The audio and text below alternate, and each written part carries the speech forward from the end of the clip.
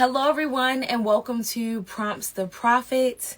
Today, we are talking about how you can use ChatGPT to secure donations and funding for your business. Today, we are focusing on how to secure funding by using the AI that you already use for everything else, but using it for your business. So, if you see me looking down, I'm looking at my notes just to give the reference. So I'm going live on IG, and this will also be posted on YouTube as well. So sponsorships don't just happen. They happen with relationships. And oftentimes people are wondering why they can't get funding for their business, why they aren't able to get donations, why they aren't able to get grants. A lot of these things are built with relationships. And so today I'm going to be teaching you and walking you through the CARE framework that I created specifically for businesses, and also I've used myself in order to be able to get donations in different ways. So first of all, I want to introduce myself and why I'm able and capable of teaching you this today. So I worked as a nonprofit communications director. I worked in PR, I worked in marketing, and I worked in education. And all those different lines of work, they all had one thing in common: relationships.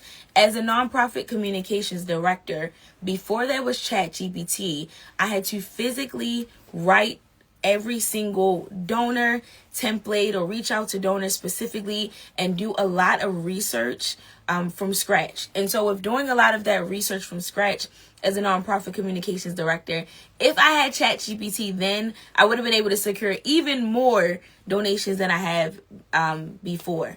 And so one of the things that I think is super important is understanding different things and how you want to reach different people with your organization. And so if you're a nonprofit, there's a way that you can reach out for things. If you're a for-profit, there's a way you can reach out for things. But the both things that they both have in common is they want money for their business. So let's keep that in mind. So this CARE framework, which is the framework I'm teaching you today, will allow you to secure sponsorships and donations with confidence. So oftentimes, nonprofits have Giving Tuesday, and they wait until Giving Tuesday to try to get businesses and other people to donate. If I am hearing about your business or your organization for the first time on Giving Tuesday, that means that you have not done the work during the year, and so you have already lost me as a donor. This is important because Giving Tuesday, Facebook does a thing such as matching, and other organizations does a thing such as matching, where when they match what your business has received, you're able to get those by making sure that you reach the donors correctly, right? And so in order to do that, you have to understand the relationships. When you are thinking of different donors and different sponsors, you want to make sure you understand the speed of the sponsor. So there are some sponsors who are like tortoises. And there's some sponsors who are like hares. If you haven't ever had the childhood story Tortoise and the Hare, just going to give a quick backstory and how it aligns with business. For the tortoise took their time. The tortoise was walking around. The tortoise was looking. The tortoise was doing the scenery. The tortoise was like, let me look at this tree. Let me look at this rock. Let me look at this flower. And then you had the hare who just immediately ran out to get to the finish line. Now, even though we know that the tortoise won the race, in this case, for business, you have to know the sponsor that is a hare and a sponsor or a rabbit, or a sponsor that is a tortoise. The sponsor that is a tortoise needs a different type of information and a different type of relationship than the sponsor that is a rabbit, essentially, right? The rabbit is going fast. The rabbit is moving quick. The rabbit is quick with their money, quick with their donations.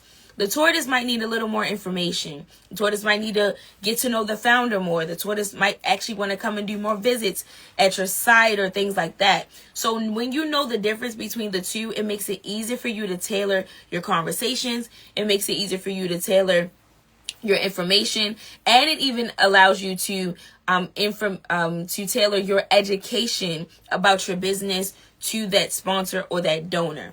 And so knowing the difference between the two allows you to understand, how am I really going to handle this sponsor in order to get the money that my business needs? So now let's go into the CARE framework. So this is a 4-word framework, and I'm going to break down and explain it each one. So CARE is C-A-R-E. So like, you want the donor to show that they care, just like you care about your business. You want someone else to care about it as well. So let's start off with C. So C is clarify. Now, clarify is really important, and this is a very stumbling block for a lot of businesses and organizations because of the fact that they will talk about what their business needs amongst their staff, amongst their volunteers, amongst everybody there. But when it comes to them giving the explanation for the donor, they oftentimes stumble, which means that there is not clarity, so you cannot get cash. And so in order for you to get the cash that your business needs, there has to be clarity. If I don't understand what your business sells, if I don't understand what your organization does, I am less likely to get funding if I don't understand how to explain what my business does.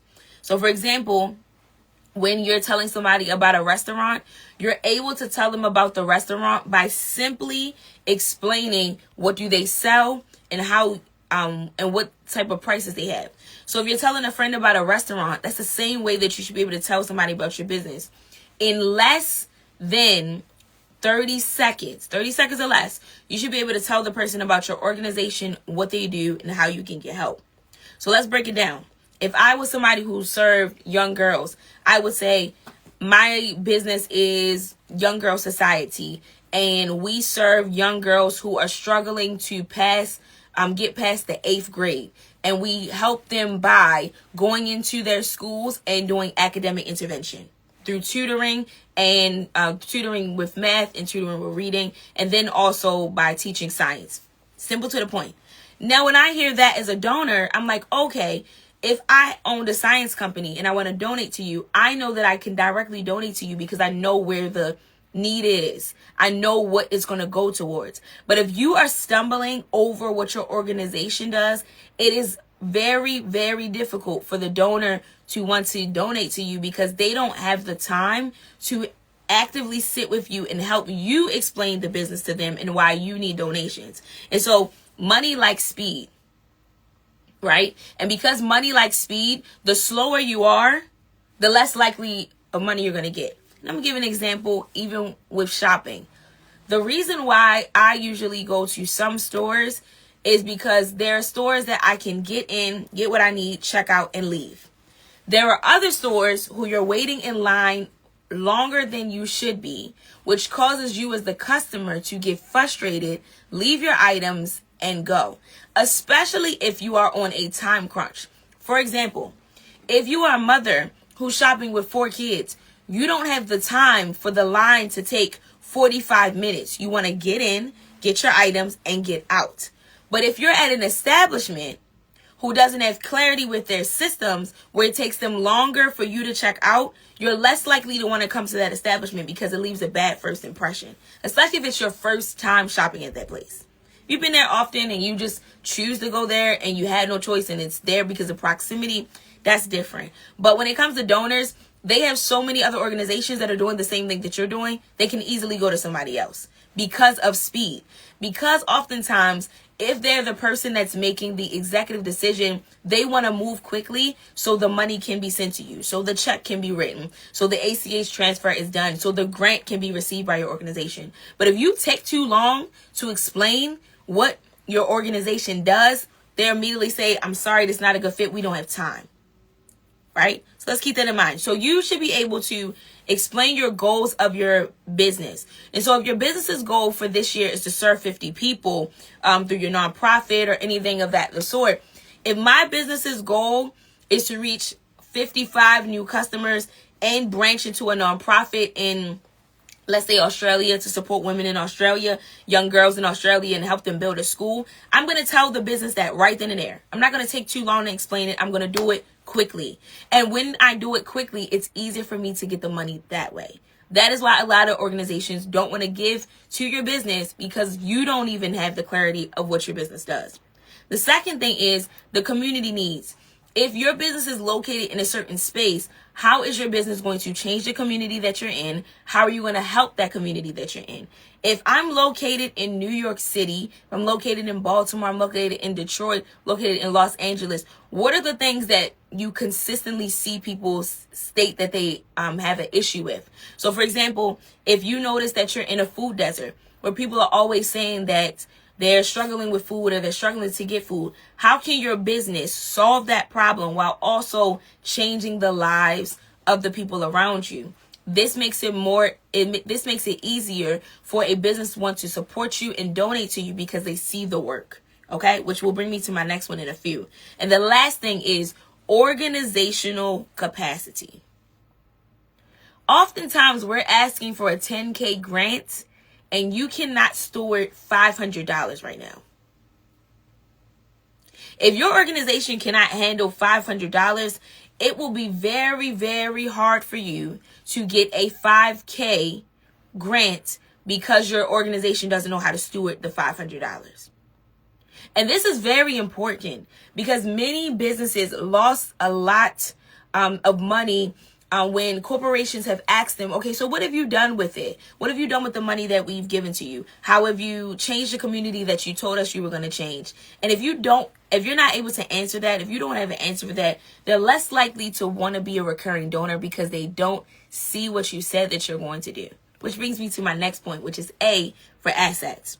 So assets is something in marketing that we use often when we are hosting campaigns. Before the Super Bowl promotes the Super Bowl, they make sure that they have the assets needed to promote. So that means they have the logo. That means that they have the video. That means that they have the people that they're going to have on video. That means that they know what social media handles. That means that they know all of these things before they are asking for anybody to come and perform. They are doing this before they ask for correspondence. They have all their assets together before they move on. And so in order for you to really get the money that you need, you have to have those assets. So that means if a donor asks you, what are you doing on November 15th, November 17th, November 20th, which is like a month. I'm just giving random dates because it's a month from now. What you would do is say, this is the event that my business is hosting on this date. And here are the flyers that I would love for you to share or be a part of it. And here's the location of what you can come and do. And then with that too, you also want to gather stories and data, and you also want to make decks. So this is important too, because depending on the donor, they may request a deck, they may not. I worked with donors before where they just wanted to donate. They just wanted to know how I was going to use it. And so with me having pictures from previous events, I was able to say, okay, well, we've hosted education events like this before, and this is an example of how it went for a similar partner. And I was able to bring up a partner that was similar to them that made them want to say, oh yeah, we have to be a part of this, because it's easy for them to want to be a part of it because you're also mentioning their competition sometimes. You're not going to directly mention their competition, but you can sometimes reference it. And sometimes they are what are called sister companies. And so sometimes with sister companies, they see each other often because they're both aligned in the work. So they're not really competition. They're like sister companies, like me and my sister, like that. And so making sure that you also have templates. You need to have email templates that you can easily send out when somebody reaches out for your business. No one has the time to be going through your Google Docs and searching for certain things. That just takes too long. One of the things that I have set up on my Gmail and also Outlook, depending on which scope of work I'm working in, Gmail for the personal brand, Outlook for the organizations that I work with. So when I'm working with them, I have Gmail templates. Gmail has a template feature. If you haven't, go in your settings and click enable where it says templates. For the templates, I have different templates set up right there, and I label each one of them. So some of them are for my first time outreach. Some of them is for a follow-up for reoccurring outreach. Some of them is for somebody who is specifically a beauty company. Some of them is for a clothing company. Some of them is for somebody who is just a nonprofit org. And then some of them are people that work with like food donations. So now when I'm reaching out to that company, the only thing that I have to tailor is if I need to tailor a specific detail for that company. So I have it generic, But then I take the time, I take 5 minutes, let's take less than 5 minutes, to go ahead and add 2 sentences that would align with the work that I'm doing and align with the work that the company is already doing. Let's give an example. So say, for example, I want to teach women about how to get better with resume writing and help them with their job search. And I sell blazers. What I'm going to do is reach out to another company and tell them that this is how I want to help women with resume writing and job search. And I'm going to use the data of what I've already done with women who are looking for a job to now plug that data in of what I've done in that email. So now I don't have to explain too much and I can keep it short and sweet, but I now am explaining to them what I've already done, and now they know what I'm going to do. Now, when you are saying things that you're going to do, don't put specific dates for it. So say, for example, you're planning in 2025, you know that you're going to host something big for your company in 2026. I'm not going to put that I'm doing it on May 25th, 2026, because your date could be tentative to change. What you can say is, these are upcoming events that we have planned and we would love for you to be a part of it. Which one of these do you think matches your company? And sometimes they don't have the time to think, so I just tell them, hey, we are hosting this event about a job fair on May 2026, and we would love for you to be a part of it. Now, they don't know the specific date, but as I get closer, I remind them, and we're planning together and doing logistics. Y'all got it? Okay. Let's go to R, which is reach. And if you have questions, feel free to drop them in the question box or drop them in the comments, because I'll be answering a few. I like to make it quick with teaching because we're almost done. So R is reach. So the outreach is via email, the phone, and in person. Like I said before, you should have scripts for how you're going to talk to somebody on the phone, scripts for how you're going to talk to somebody in person. If you are somebody who needs to practice before, feel free to do that. That is definitely okay. I highly recommend practicing before you do outreach, because then you're not stumbling over your words, and then you're not saying a lot. We kinda, we think we, nobody has time for ums. Ums don't make money.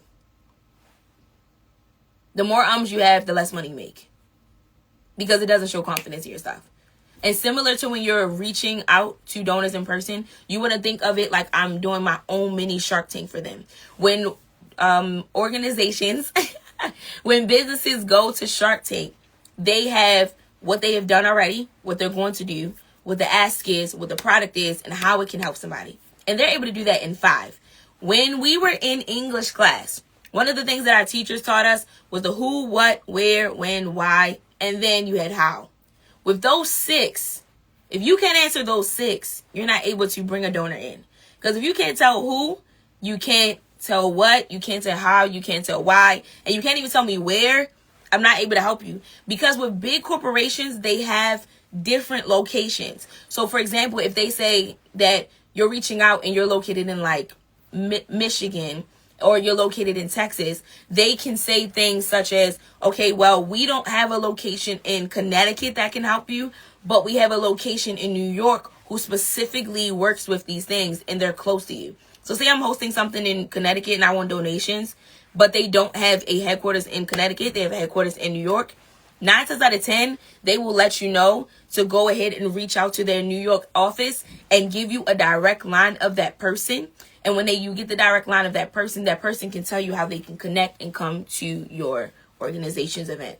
Got it? All right. So make sure that you do outreach. Now, I'll answer that question in a few before I go to engage. After I go to engage, you also, if you've ever hesitated to reach to a sponsor, type reach in here, or type a number 1 in here. That means that you hesitated, so I know to talk more about that. But the hesitation shouldn't come because you should have looked the people up anyway. Right? And so with the outreach, there are multiple ways you can do outreach, but it depends on the person. A lot of times I'm just the extrovert, so I just be talking to everybody. I could talk a hole into a donut. But for me, I have no problem with going in person and talking to people. That's just me, right? If you're like, I'm shy. You cannot be shy if you want to make money. That's it. You want to make money, you got to be bold. Money is bold, so you have to be bold. And that's how you make the money. Okay? And so with that, your outreach doesn't have to just be email. It can be LinkedIn. I've even sent, when I used to work in PR, It's another backstory. When I used to work in PR, I would literally reach out to people on Twitter, which is now X at the time. X now. But I would reach out to Twitter and I would respond to either PR requests that they already had or responding to things that they've already said.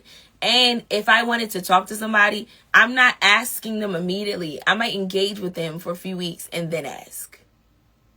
And so now I'm not so much of a fresh face because I've interacted and I've been on their posts for a while. So this is an easy way to do this on LinkedIn. LinkedIn, people like to hear other perspectives. Oftentimes, the people that are on Instagram, you all are super active on your Instagram and we hear nothing from you on LinkedIn. So we don't know that you have a business. And so on LinkedIn, you're not liking anything. You're not commenting on anything.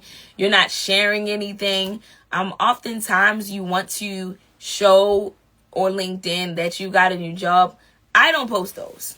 And the reason being why I don't post those little congratulation things is because I want to come with a different framework.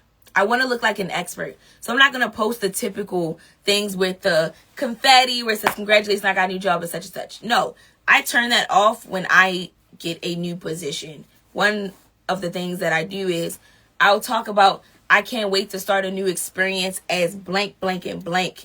And I look forward to the work of blank, blank, and blank. So now when I'm stating this, you now see the expertise on my profile because I'm talking about my work, not just showing you that I just got a new job. That's boring. Everybody does that. People easily scroll past those.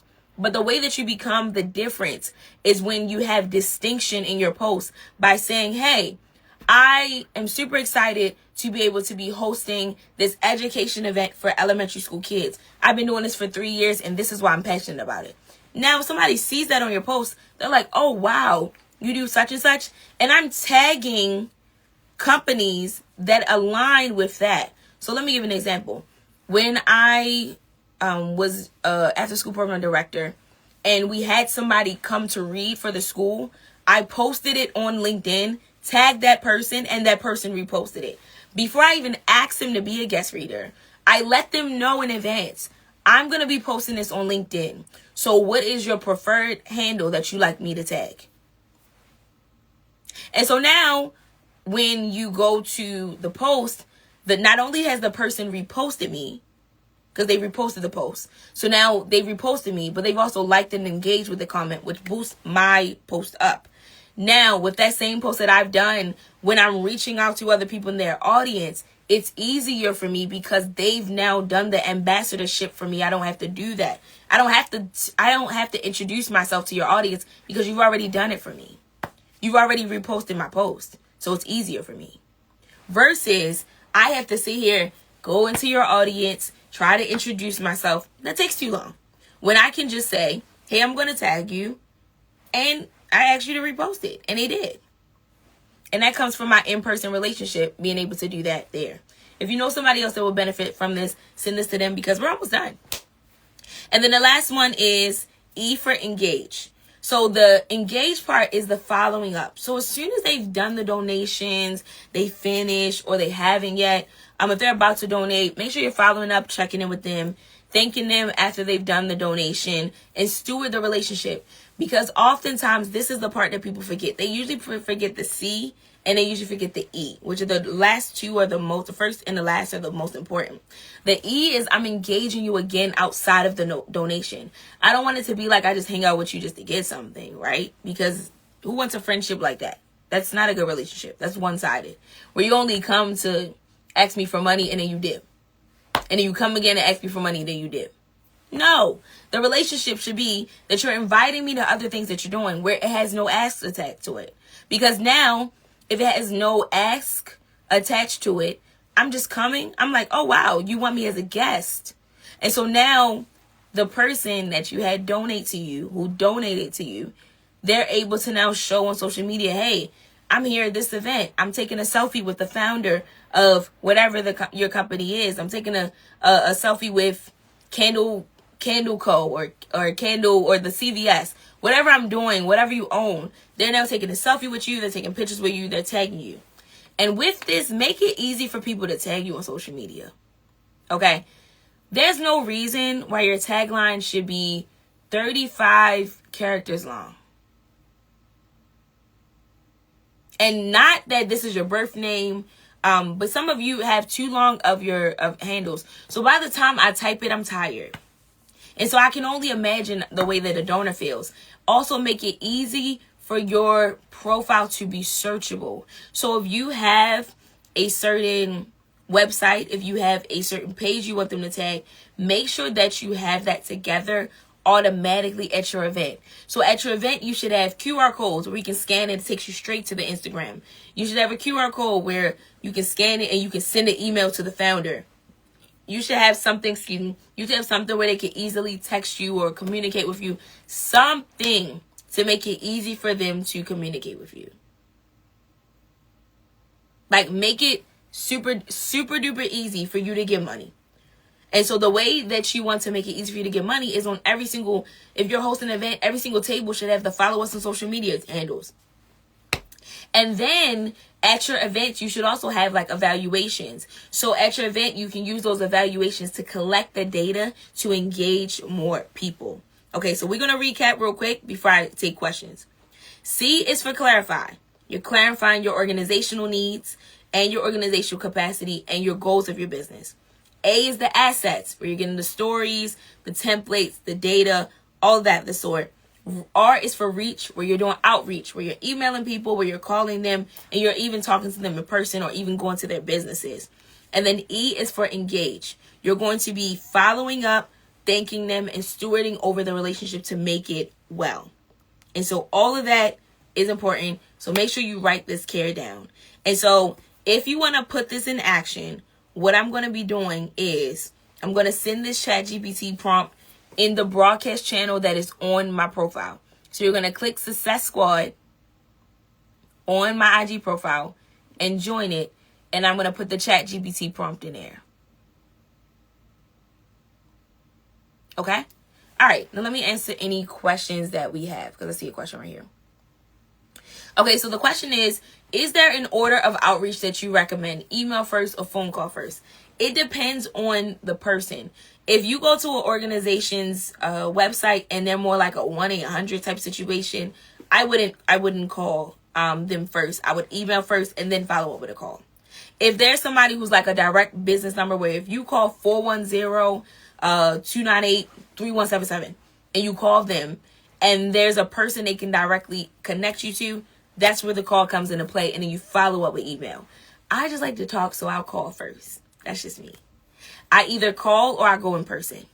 So I make the arrangements on my schedule at least once a week to go to people in person, to ask them in person, to saying, hey, are you the one that makes the decision, or is it somebody else? If it's somebody above them that makes the decision, I ask for a business card and ask for the name, and then I ask for their name too. So say you go to a local laundromat and you want them to sponsor kids' clothes, like to get washed for maybe 30 days or 2 days, whatever you want to do. What I'm going to do is I'm going to go directly in that place, introduce myself, and tell them who I am. And then make sure is another thing too. You could even come up with an official letter, right? If you want to go in with the ask, because sometimes they're like, hey, I need something on letterhead and I need it right now. You can give it to them with your ask. I say keep following up until the money's in your business, okay? Until you receive the donation, right? There's no such thing as too much. And the reason why, let me give an example why it's not too much. With many organizations, depending on the role, they may have somebody that's under them, or there's a lot of turnover. So when I used to work for a nonprofit, there was a lot of turnover. And the reason being is because people got either had maternity leave, or they switched, or the person in the current role was an intern. So there's somebody else that's not over them. Most of the time, the people that don't change too much are either the communications director or like an outreach director. But not every nonprofit has that, right? Depending on the level of the nonprofit. If the nonprofit is on a level of, let's say, 100 to 150 employees, you're not going to have too much quick turnover. But if it's a small nonprofit that's growing, you will have like a quick turnover. So I would say keep following up. Keep following up. This is not like Hinge or like Tinder, where if you have multiple messages, it's going to be considered harassment, right? You can follow up, give it some space, and follow up with somebody else. So you should be following up so much that you don't even notice that one person didn't respond. You just keep following up. And so one of the things that you can do too is you could even do like a Airtable. Also, I just love Airtable. Airtable is my girl. You can do Airtable all the time. And then you can do like an outreach tracker for yourself and then set a reminder on your calendar, and you should have an outreach day. Like what I do is I have Monday, Tuesday, Wednesday, Thursday, Friday, and each day has a different responsibility. So Monday is meeting Monday, where my active goal is to get a meeting. Okay? Tuesday is talking Tuesday, where if I was able to secure the meeting, I'm talking to somebody either in person, in the community, or the person is meeting up with me. Meeting Monday is I'm trying to secure a meeting. That's it. It's an admin day. We don't always have to talk, but it's mostly an admin day. Tuesday is talking Tuesday. Wednesday is where I'm like really like, okay, walking this through. We need to walk through Wednesday. Either I'm planning an event, so it's usually Wednesdays. I like to look at the event. Walk through Wednesday. So do I need to walk through something with somebody to really see like, okay, how can we get this event up and running? And then Thursday and Friday. Friday, I prepare for Monday. Follow up Friday. If I haven't heard from you since Monday, following up on Friday. Immediately. And the reason why I'm following up on Friday is because then you can tell me yes or no. The other thing that you can do as well on Fridays is schedule that email for Monday.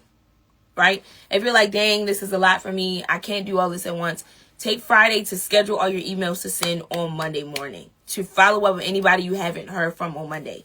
So now Fridays, 9 times out of 10, all of us are thinking about the weekend. Right? And so majority of us are thinking about the weekend on Fridays anyway. So if you know that you think about the weekend on Fridays, how much more so the people you try to follow up with? So on Fridays, just take the time to schedule 10 emails that go out on Monday morning. That's it. Because everybody's expecting that anyway. Yeah. So we can have a conversation. Any other questions for anybody else before I go to the next steps? Because we're going to be wrapping up because it's later. Okay. So for everyone here, want to put this out there for the other ways that you can connect with me, different ways too. So one of the ways is I have in the Stand Store, you can click clarity calls. There are levels. There's a 30-minute one, 60-minute one, and a 90-minute one. The 90-minute one, most people book because it comes with 2 weeks of virtual support. We're able to pick my brain for 2 weeks in a private chat. So we have a private chat. It's just you and I send voice notes because that's just who I am. And I'll send voice notes to answer your questions. And we're working on something every single day for those 2 weeks. So we have the call, and then after the call, we follow up right then and there. Then the second thing as well is I'm going to be hosting a full masterclass, like a full actual masterclass. And we're going to talk about from donations to dollars. That's going to be on Thursday, November 6th. Okay, so Thursday, November 6th. You can go ahead and book that right now. Let me actually, the link is up there. I'm looking at it right now. Yeah, so that's only $20. Like literally $20. Your DoorDash today probably costs more than that. Even if you put in a minimum amount of tip. Okay, so $20 to join the Donations That Deliver, How to Secure Donors. And I'm literally going to give you my step-by-step of what I did as a nonprofit communications director. And this was when there was no ChatGPT. Like literally, this is what I did when there was no ChatGPT. I'm going to show you everything that I did when there was no ChatGPT. To give context, I'm going to tell you about how I did a Thanksgiving basket drive with over 500 people in Baltimore City and over 50 volunteers with only Slack automations.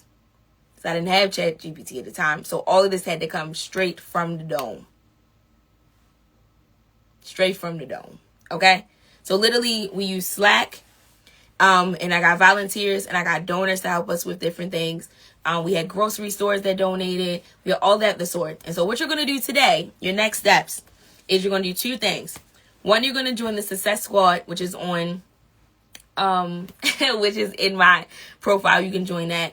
And I have a community on school that is launching this fall, and you can do early access. And so for that community, I'm putting my whole brain inside a community for y'all to have. It's going to be what I've done for marketing, what I've done for just nonprofit, the ways that I do leadership, the ways that I bring me as a firstborn into that community. And then all of those will have templates that just house in there. Because broadcast channels are kind of limited, I don't really get to post too much in the broadcast channel. It's on my IG profile. I can't share a lot of PDFs. I can't go live that frequently in there. So what I am going to be doing is I have a Success Squad community on there. And the two things we're learning about on there is systems and social. That's it. Talking about social media and talking about systems and how you can bring those together in order to get you what you need for your business. So whether you're looking for sponsors, donors, or any of that of the sort, we're talking about systems and social because that is the way of the world. And so you have to move forward with social media by working with systems and doing all of that of the sort. If that makes sense. Okay. Any other questions? We got like 2 more minutes. Any other questions before we move on? And then also make sure when you end this live, so go ahead and sign up for the Donations That Deliver Masterclass. It is only $20. It is only $20. Literally $20. We can do this. We can do $20. I think we can do it. So yeah. So I hope that this was helpful. I'm actually going to keep this live on here for 48 hours and then it's disappearing and it's going to YouTube. So you got 48 hours. 48 hours. So by Saturday, it's going to be gone. So go ahead and watch this, rewatch this replay, and it's going to go to YouTube. And then I'm also going to be doing more lives on YouTube, more videos on YouTube specifically for these topics and giving my brain on there as well too. So make sure you subscribe to Digital with Danielle, which is literally all things digital marketing, all sponsorship, all nonprofit work, communications, marketing strategy. All of that is going to be there. All right. So thank you all for joining today and enjoy the rest of your evening. And I look forward to working with you all and seeing you on the masterclass.